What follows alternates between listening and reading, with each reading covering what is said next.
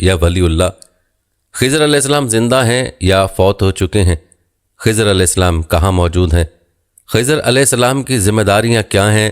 یہ ایسے سوالات ہیں کہ جن کے بارے میں ہر کوئی جاننا چاہتا ہے، بلکہ اکثر لوگ تو حضرت خضر علیہ السلام کے ساتھ ملاقات کرنے کے بھی خواہش مند ہوتے ہیں کہ ان کی خضر علیہ السلام سے ملاقات ہو جائے۔ آج کی اس خاص ویڈیو میں ہم آپ کو قرآن و حدیث کی روشنی میں حضرت خضر علیہ السلام کے بارے میں مکمل تفصیلات بتائیں گے، اور خضر علیہ السلام کے جو واقعات قرآن و احادیث میں منقول ہیں وہ بھی آپ کے گوش گزار کریں گے۔ ویڈیو انتہائی اہم اور دلچسپ ہونے والی ہے، لہٰذا ویڈیو کو آپ نے مکمل دیکھنا ہے۔ مکمل ویڈیو دیکھنے پر آپ کے علم میں خاطر خواہ اضافہ ہوگا۔ ناظرین، آپ کو بتاتے چلیں کہ حضرت خضر علیہ السلام کا نام بلیہ بن ملکان تھا۔ آپ علیہ السلام کا لقب خضر تھا اور کنیت ابو العباس تھی۔ آپ علیہ السلام حضرت نوح علیہ السلام کی اولاد میں سے تھے، اور آپ علیہ السلام کے آباء و اجداد اس کشتی میں بھی سوار تھے جو طوفان نوح میں بچ کر لوگوں کو محفوظ کرتی گئی، جو کائنات ارضی پر آئندہ نسل انسانی کے آباء و اجداد بنے۔ روایت بتاتی ہیں کہ خضر کا لقب پانے کی وجہ یہ ہے کہ آپ علیہ السلام جہاں بیٹھتے وہاں سبزہ اگاتا، جہاں قدم رکھتے سبزہ نمودار ہو جاتا۔ خضر کے معنی سبز کے ہیں، اس لیے آپ علیہ السلام کا لقب خضر تھا۔ ناظرین، کہتے ہیں حضرت خضر علیہ السلام کی تاریخ پیدائش کا تو کسی کو علم نہیں، مگر آپ علیہ السلام کے زندہ ہونے اور تا قیامت زندہ ہونے کے آثار بخوبی ملتے ہیں۔ ناظرین، حضرت خضر علیہ السلام کون تھے اور رجال الغیب سے حضرت خضر علیہ السلام کی نسبت کیا تھی؟ اس بارے میں بہت سی رائے پائی جاتی ہیں۔ بعض علماء حضرات خضر علیہ السلام کو نبی، کچھ ولی اور کوئی فرشتہ مانتے ہیں۔ تو آئیے سب سے پہلے ہم ان کو تین طرح سے دیکھ لیتے ہیں کہ حضرت خضر علیہ السلام کون تھے۔ ناظرین، نبی ہونے کے متعلق اہل لغت کے تین قول ہیں: نبو، نبوہ، نباوہ۔ پہلے قول کے مطابق نبی وہ ہے جو اللہ تعالیٰ کی طرف سے خبر دینے والا ہو۔ اگر اس کا ماخذ نبوت یا نباوہ ہو تو اس کے معنی بلند اور اونچی چیز کے ہو جاتے ہیں، کیونکہ نبی دوسروں سے ہر لحاظ سے علم و مقام عرفہ و اعلیٰ ہوتا ہے، اس لیے اسے نبی کہتے ہیں۔ علامہ اصفہانی کی رائے کے مطابق نبا ہر خبر کو نہیں کہتے، بلکہ نبا وہ خبر ہے جو فائدہ مند ہو اور اہم اور عزیز ہو۔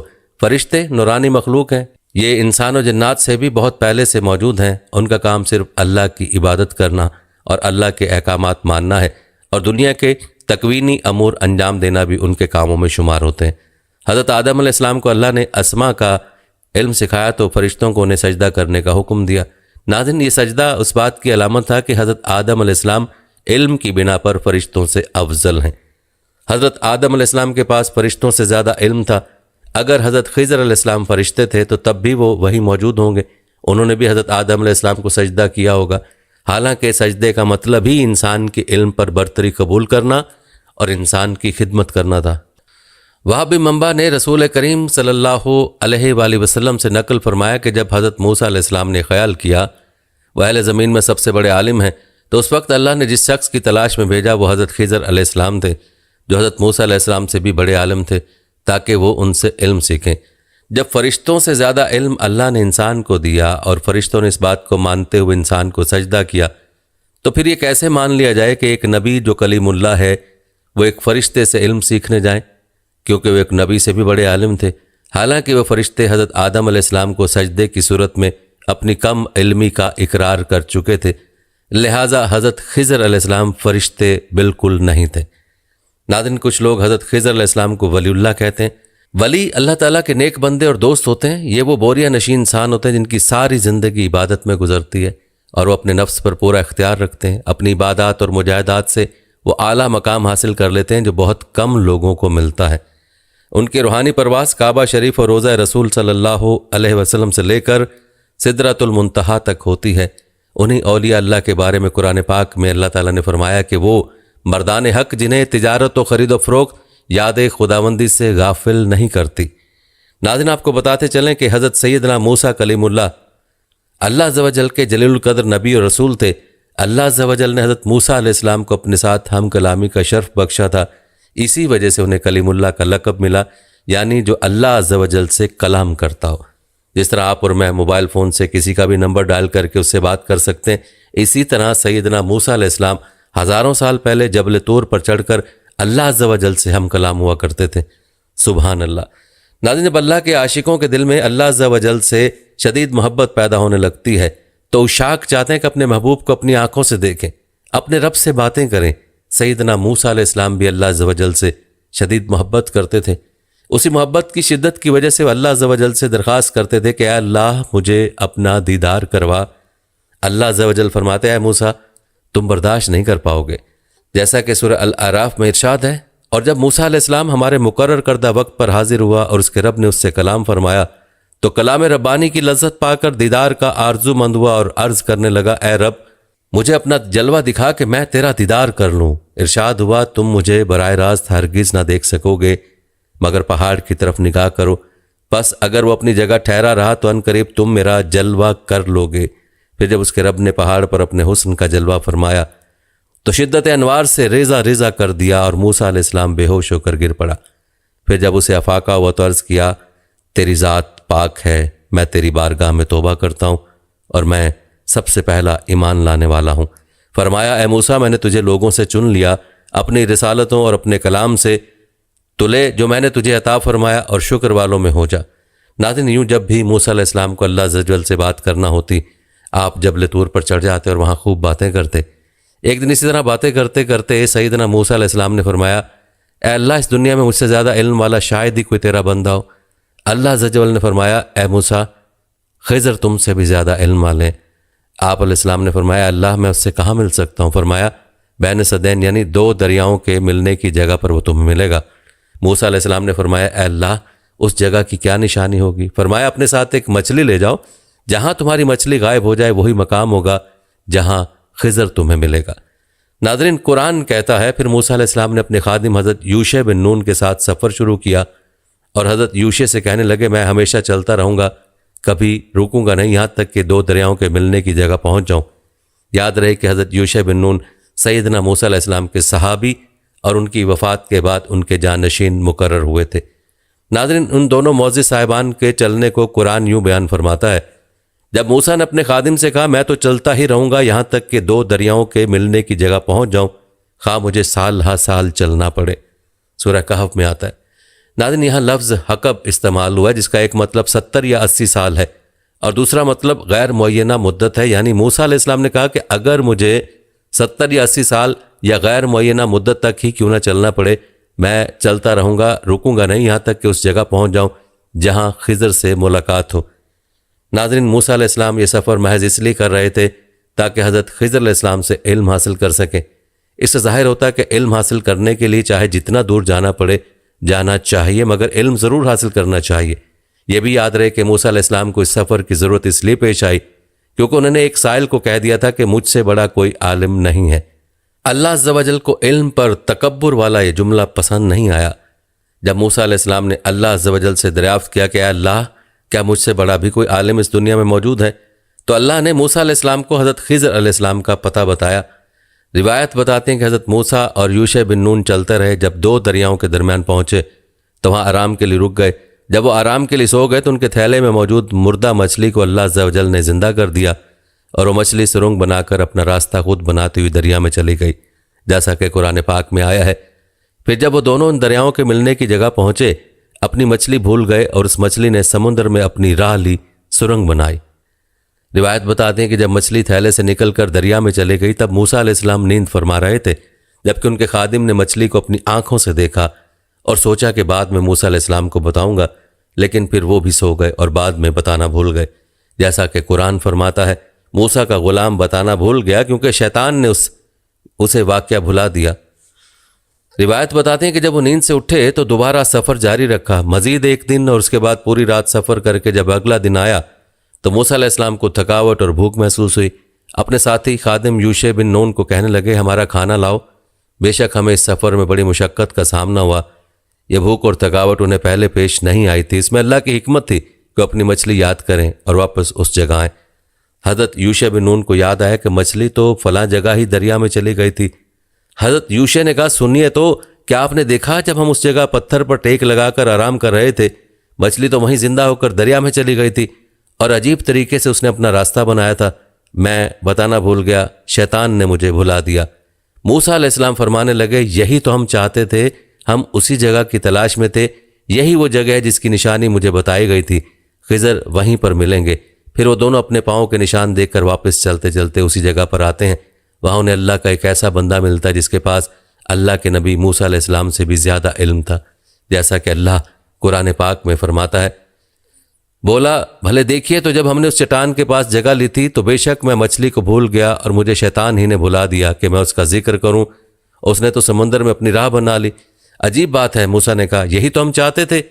تو پیچھے پلٹے اپنے قدموں کے نشان دیکھتے ہوئے تو ہمارے بندوں میں سے ایک بندہ پایا جسے ہم نے اپنے پاس سے رحمت دی اور اسے اپنا علم لدنی عطا کیا۔ ناظرین، آپ کو بتاتے چلیں کہ علم لدنی کے بارے میں مفسرین فرماتے ہیں یہ باطن کا علم ہے جو اللہ عز و جل نے خصوصاً حضرت خضر علیہ السلام کو عطا فرمایا، یہاں تک کہ اپنے نبی موسیٰ علیہ السلام کو بھی کہا کہ خضر آپ سے زیادہ علم والے ہیں۔ اہل علم فرماتے ہیں علم لدنی وہ علم ہے جو بغیر کسی خارجی سبب کے خود بخود قلب یعنی دل میں من جانب اللہ آتا ہو، اسے علم ربانی، علم عطائی یا علم وہبی بھی کہتے ہیں۔ ناظرین، امام غزالی فرماتے ہیں لدنی وہ علم ہے جس کے حصول میں نفس اور حق تعالیٰ کے درمیان کوئی واسطہ نہ ہو۔ علم لدنی بمنزلہ روشنی کے ہے کہ سراج غیب سے قلب صاف و شفاف پر واقع ہوتی ہے۔ ناظرین، حدیث رسول صلی اللہ علیہ وسلم کے مطابق جب موسیٰ علیہ السلام اور یوشع بن نون واپس اس جگہ پہنچے تو موسیٰ علیہ السلام نے دیکھا کہ ایک شخص سفید چادر اوڑھے آرام فرما رہا ہے۔ آپ سمجھ گئے یہی خضر ہے۔ آپ نے قریب آ کر سلام عرض کیا۔ خضر نے کہا آپ کی سرزمین میں سلام کہاں؟ فرمایا میں موسیٰ ہوں۔ خضر نے کہا بنی اسرائیل کا موسیٰ؟ فرمایا جی ہاں۔ پھر موسیٰ علیہ السلام نے حضرت خضر علیہ السلام سے کہا کیا میں آپ کی اطاعت کروں اس شرط پر کہ اللہ عز و جل نے جو علم آپ کو سکھایا ہے وہ آپ مجھے بھی سکھائیں گے؟ خضر علیہ السلام نے کہا اے موسیٰ آپ میرے ساتھ ہرگز صبر نہیں کر سکیں گے، اور آپ صبر کر بھی کیسے سکتے ہیں جبکہ آپ کے علم میں وہ شامل نہیں جو میں جانتا ہوں۔ مفسرین فرماتے ہیں حضرت خضر علیہ السلام نے اس لیے فرمایا کہ وہ جانتے تھے کہ انبیاء امور منکرہ اور ممنوعہ دیکھنے پر صبر کر ہی نہیں سکتے، کیونکہ انبیاء کی شریعت میں ایسے کام کرنے سے سختی سے منع کیا جاتا ہے۔ حدیث میں آتا ہے حضرت خضر علیہ السلام نے سیدنا موسیٰ علیہ السلام سے کہا ایک علم اللہ عز و جل نے مجھے ایسا عطا فرمایا جو آپ نہیں جانتے، اور ایک علم آپ کو اللہ عز و جل نے ایسا عطا فرمایا جو میں نہیں جانتا۔ ناظرین، مفسرین کہتے ہیں کہ جو علم خضر علیہ السلام کو عطا ہوا وہ باطن یا مکاشفہ کا علم، علم لدنی ہے، اور جو علم سیدنا موسیٰ علیہ السلام کو عطا ہوا وہ علم شریعت ہے۔ البتہ خضر نے کہا کہ اے موسیٰ آپ ہرگز صبر نہیں کر سکیں گے کیونکہ آپ کو وہ علم نہیں جو مجھے عطا ہوا ہے۔ تو سیدنا موسیٰ علیہ السلام نے فرمایا انشاءاللہ اگر اللہ نے چاہا تو آپ مجھے صابر پائیں گے اور میں آپ کے کسی کام میں مخالفت نہیں کروں گا۔ خضر نے کہا اگر اصرار کرتے ہیں تو ٹھیک ہے، مگر یاد رکھیں مجھ سے کسی بابت کوئی سوال نہیں کرنا جب تک میں خود اس کے متعلق آپ کو نہ بتا دوں۔ موسیٰ علیہ السلام نے کہا ٹھیک ہے۔ یہاں دونوں کے درمیان معاہدہ طے پا گیا اور دونوں چل پڑے۔ اب وہ دونوں ساتھ چلے یہاں تک کہ ایک کشتی دیکھی، دونوں اس میں سوار ہو گئے۔ کشتی والے حضرت خضر علیہ السلام کو پہلے سے ہی جانتے تھے، اس لیے ان سے کرایہ نہیں مانگا بلکہ ایسے ہی مفت میں سوار کر لیا۔ جب کشتی دریا کے بیچ پہنچی تو خضر علیہ السلام نے اپنے تھیلے سے ہتھوڑا نکال کر کشتی کے فرش سے ایک یا دو تختے توڑ کر اکھاڑ دیے۔ موسیٰ علیہ السلام چونکہ ایک نبی تھے اور شریعت میں ایسے حرکت کرنا سخت منع ہے جس سے دوسروں کی زندگیاں خطرے میں پڑ جائیں، آپ سے رہا نہ گیا، فوراً بول اٹھے کہ اے خضر یہ آپ نے کیا کر دیا؟ کیا اس لیے تختے توڑ دیے کہ کشتی والوں کو ڈبو دیں؟ یہ تو آپ نے بڑی خطرناک بات کر دی۔ خضر علیہ السلام نے کہا اے موسیٰ کیا میں نے کہا نہیں تھا کہ آپ ہرگز صبر نہیں کر سکیں گے؟ موسیٰ علیہ السلام نے کہا اے خضر میری بھول پر مجھے نہ پکڑیں اور میرے کام میں میرے لیے تنگی مت کیجیے۔ البتہ وہ دوبارہ ساتھ چلے۔ جب کشتی سے اترے تو دیکھا کہ ایک میدان میں کچھ بچے کھیل رہے تھے، جو بچہ ان سب میں خوبصورت تھا۔ خضر علیہ السلام نے اسے پکڑ کر گلا دبا کر قتل کر دیا۔ موسیٰ علیہ السلام سے رہا نہ گیا کیونکہ کسی نابالغ بچے کو قتل کرنا تو کشتی والوں کو ڈبونے سے بھی بدتر اور بہت بڑا خطرناک کام تھا۔ موسیٰ علیہ السلام صبر نہ کر سکے اور فوراً بول پڑے کہ اے خضر یہ کیا کر رہا ہے؟ اس معصوم بچے کو بغیر کسی وجہ کے قتل کر دیا، بے شک یہ آپ نے انتہائی برا کام کیا ہے۔ خضر علیہ السلام بولے اے موسیٰ کیا میں نے کہہ نہیں دیا تھا کہ آپ میرے ساتھ ہرگز صبر نہیں کر سکیں گے؟ موسیٰ علیہ السلام نے کہا کہ اے خضر اگر اب کی بار میں کسی چیز کے بارے میں سوال کروں تو بے شک آپ مجھے اپنے ساتھ نہ رکھیں، بے شک آپ کی طرف سے عذر پورا ہو چکا ہے۔ ناظرین، یقیناً آپ بھی سوچ رہے ہوں گے کہ خضر علیہ السلام نے ایک معصوم نابالغ بچے کو کیوں قتل کر دیا؟ اس کا جواب خضر علیہ السلام کی زبانی ہی آگے آنے والا ہے جو قرآن پاک میں بھی موجود ہے، لہٰذا ویڈیو کو سکپ مت کیجیے گا۔ البتہ ناظرین، تیسری مرتبہ وہ دونوں ساتھ چلے یہاں تک کہ ایک گاؤں میں پہنچے۔ گاؤں والوں سے کھانا طلب کیا مگر انہوں نے ان کی مہمانداری سے صاف صاف انکار کر دیا۔ ذرا غور کریں کہ اللہ کا نبی اور اللہ کا ایک خاص بندہ گاؤں والے سے کھانا مانگتے ہیں، مگر وہ گاؤں والے اتنے کنجوس اور بخیل لوگ ہوتے ہیں کہ ایک روٹی تک دینے پر راضی نہیں ہوتے۔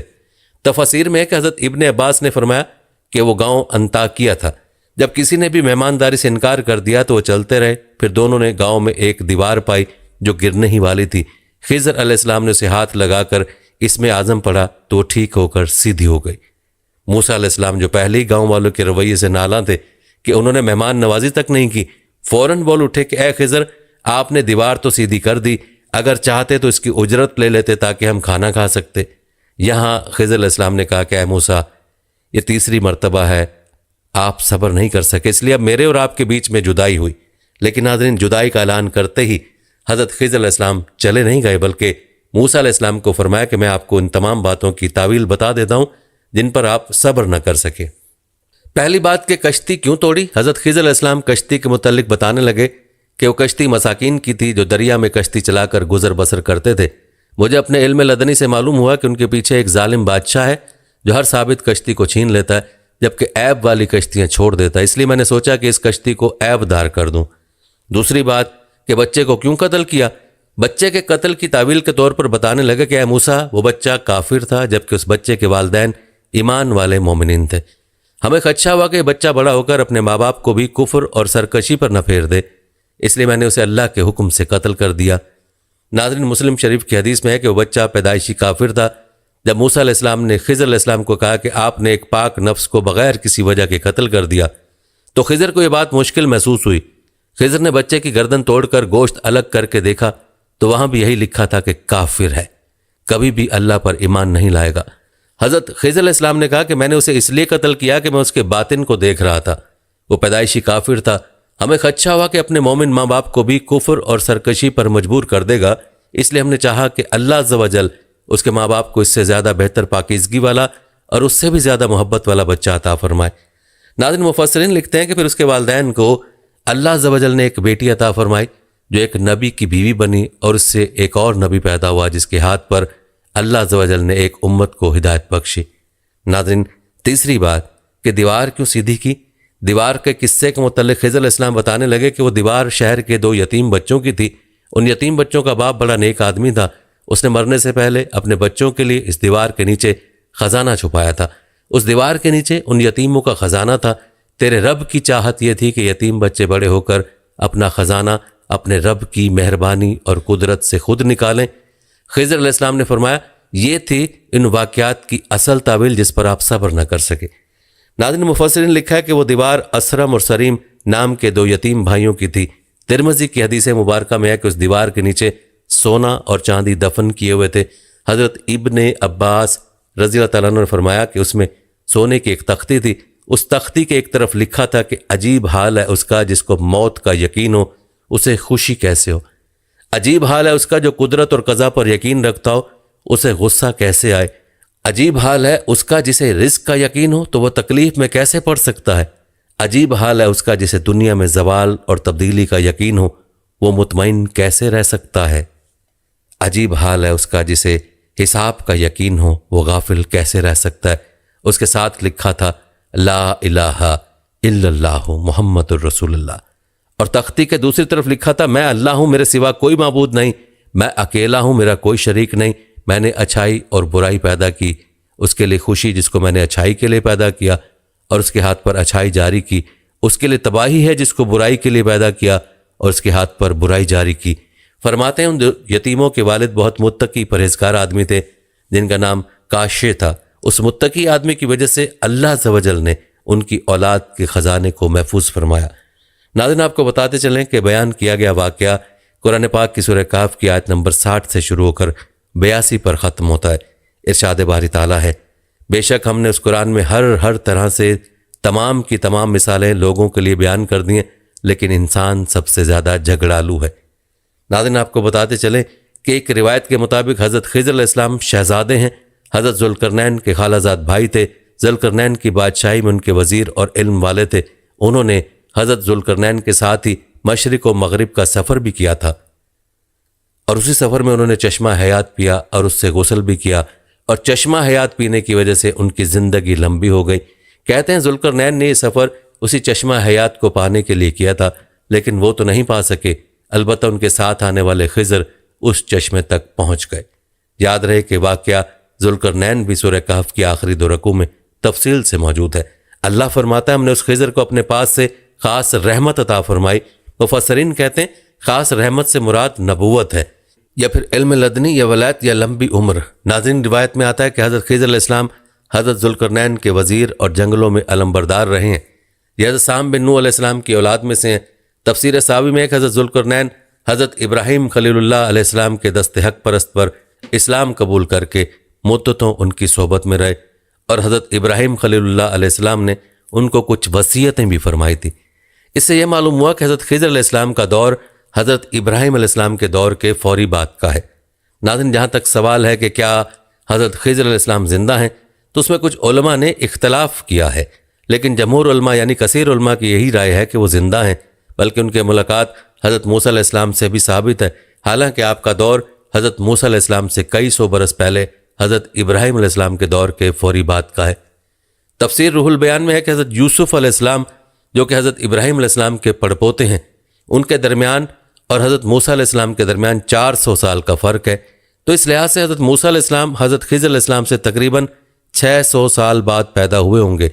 اسی طرح امام بدر الدین عینی صاحب شرح بخاری نے ان کے متعلق لکھا ہے کہ جمہور کا مذہب یہ ہے اور صحیح بھی یہ ہے کہ وہ نبی تھے اور زندہ ہیں۔ ناظرین، بعض روایت بتا دی ہیں کہ خدمت بحر یعنی سمندر میں لوگوں کی رہنمائی کرنا انہی سے متعلق یعنی انہی کے سپرد ہے، اور الیاس علیہ السلام بر یعنی خشکی میں ہے۔ اسی طرح تفسیر خازن میں ہے کہ اکثر علماء اس پر ہیں اور مشائخ صوفیہ اصحاب عرفان کا اس پر اتفاق ہے کہ حضرت خضر علیہ السلام زندہ ہیں۔ شیخ ابو عمرو بن صلاح نے اپنے فتاویٰ میں فرمایا کہ حضرت خضر جمہور علماء و صالحین کے نزدیک زندہ ہیں، اور یہ بھی کہا گیا ہے کہ حضرت خضر و الیاس دونوں زندہ ہیں اور ہر سال زمانہ حج میں ملتے ہیں۔ یہ بھی اسی میں منقول ہے کہ حضرت خضر نے چشمہ حیات میں غسل فرمایا اور اس کا پانی پیا۔ اسی طرح تفسیر ساوی میں ہے کہ حضرت خضر علیہ السلام حضور خاتم النبیین صلی اللہ علیہ وسلم کی زیارت سے بھی مشرف ہوئے، اس لیے یہ صحابی بھی ہیں۔ اسی طرح حضرت عمر بن عبدالعزیز رضی اللہ تعالیٰ عنہ سے بھی ان کی ملاقات ثابت ہے، اور حضرت خضر علیہ السلام نے ان کو نصیحت بھی فرمائی تھی کہ اے عمر رضی اللہ تعالیٰ عنہ، اس بات سے بچنا کہ تو ظاہر میں تو خدا کا دوست ہو اور باطن میں اس کا دشمن، کیونکہ جس کا ظاہر اور باطن مساوی نہ ہو تو منافق ہوتا ہے، اور منافقوں کا مقام دور کے اسفل ہے۔ یہ سن کر عمر بن عبدالعزیز رضی اللہ تعالیٰ عنہ یہاں تک روئے کہ آپ کی داڑھی مبارک تر ہو گئی۔ ناظرین، کے علاوہ اور بھی بزرگان دین سے ان کے ملاقات کا ذکر کیا ہے۔ البتہ جہاں تک آب حیات کی حقیقت کی بات ہے تو آب حیات کے متعلق بہت اختلاف ہے۔ بعض لوگ اس کو ایک افسانے کے علاوہ کچھ نہیں کہتے، کیونکہ آب حیات کا تذکرہ نہ قرآن میں ہے نہ کسی صحیح حدیث میں۔ ہاں، کچھ علماء کرام نے اس کا تذکرہ اپنی تفسیر میں حضرت ذوالقرنین کے پہلے سفر کے زمرے میں کیا ہے، جس کی تفسیر خزائن العرفان میں نقل ہے کہ حضرت ذوالقرنین نے پرانی کتابوں میں پڑھا تھا کہ سام بن نوح علیہ السلام کی اولاد میں سے ایک شخص چشمہ حیات سے پانی پی لے گا تو اس کو موت نہ آئے گی۔ اس لیے حضرت ذوالقرنین نے مغرب کا سفر کیا۔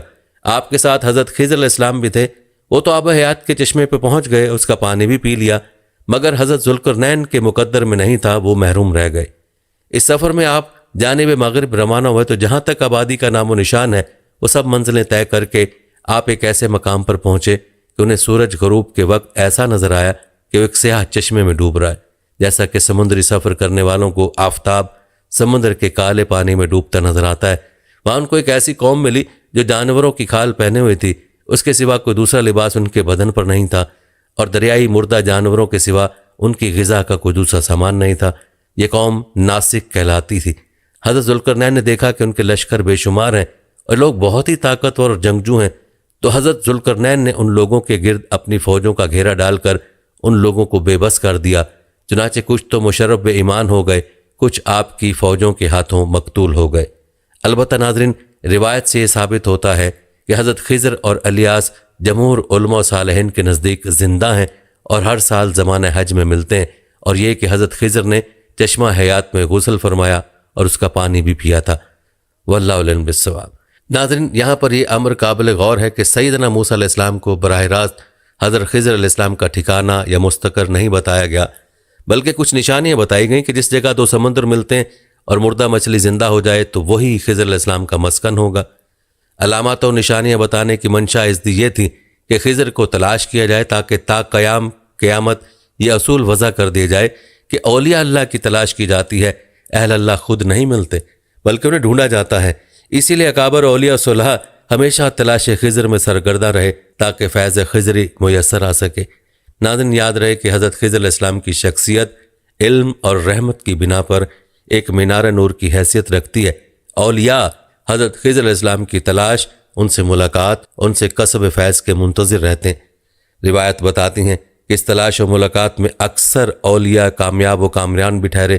بعض صوفیہ نے دعویٰ کیا کہ انہوں نے حضرت خضر علیہ السلام سے خرقہ طریقت پایا، جبکہ کئی اولیاء کو آپ نے اوراد و وظائف عطا کیے۔ اسی طرح چند ایک اولیاء نے جنگلوں اور بیابانوں میں ملاقات کر کے آپ سے کسب فیض کیا۔ روایت کے مطابق شیخ محی الدین ابن عربی نے حضرت خضر علیہ السلام سے خرقہ ولایت حاصل کیا۔ اسی طرح حکیم ترمذی فرماتے کہ 3 سال تک حضرت خضر علیہ السلام ان کی تعلیم و تربیت ان کے گھر میں فرماتے رہے۔ اسی طرح صوفیہ میں بلند مقام رکھنے والے حضرت خواجہ بختیار کاکی بھی حضرت خضر علیہ السلام سے فیوز و برکات سمیٹتے رہے۔ ناظرین، صوفیہ کے بقول حضرت خضر علیہ السلام لوگوں کی تعلیم و تربیت کے لیے مقرر ہیں، خصوصاً علماء و صلحاء کی علمی اور روحانی ترقی کے لیے مدد فرماتے ہیں۔ مزید یہ کہ مالی مشکلات کا شکار عام غریب لوگوں کی مالی اعانت بھی فرماتے رہتے ہیں۔ یاد رہے کہ حضور غوث العظم سیدنا شیخ عبد القادر جیلانی امت محمدی صلی اللہ علیہ وآلہ وسلم میں اولیاء و صلحاء کے سرخیل مانے جاتے ہیں۔ روایت کے مطابق آپ کی بھی حضرت خضر علیہ السلام سے ملاقات ہوئی اور آپ نے بھی ان سے کسب فیض کیا۔ حضرت سیدنا غوث العظم رضی اللہ تعالیٰ عنہ فرماتے ہیں کہ عراق میں دخول کے ابتدائی زمانے میں حضرت خضر علیہ السلام نے میرے ساتھ مرافقت اختیار کی اور شرط یہ رکھی کہ میں ان کے کسی امر میں مخالفت نہیں کروں گا۔ پھر مجھے انہوں نے فرمایا کہ اس جگہ پر بیٹھ جا۔ میں 3 سال تک وہاں بیٹھا رہا، یہاں تک کہ حضرت خضر علیہ السلام ہر سال میرے پاس تشریف لاتے اور فرماتے کہ اپنی جگہ پر بیٹھے رہنا۔ بس اس استقامت اور حکم کی بجا آوری کی وجہ سے فیض خضری کاملاً حضور غوث العظم میں منتقل ہوا، جس طرح حضرت موسیٰ علیہ السلام سے آپ علیہ السلام نے فرمایا تھا کہ آپ کو صبر کرنا ہوگا اور میری مخالفت نہیں کرنی۔ بائی نہیں امت محمدی صلی اللہ علیہ وآلہ وسلم کے اولیاء کے سالار اعظم کو فیض تام دینے کے لیے شرط لگائی گئی اور پھر کامل فیض عطا کر دیا۔